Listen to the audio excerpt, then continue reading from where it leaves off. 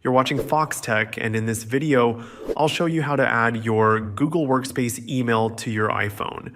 If you use a custom domain through Google Workspace for work or business, getting it set up on your phone takes just a few steps.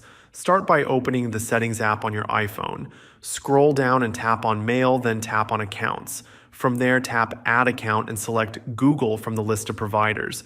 Type in your full Google Workspace email address and tap Next. Enter your password, and if you've enabled two-step verification, follow the prompts to complete that process.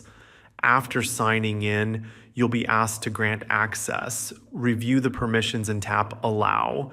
Then you'll see a list of data you can sync, like mail, contacts, calendars, and notes.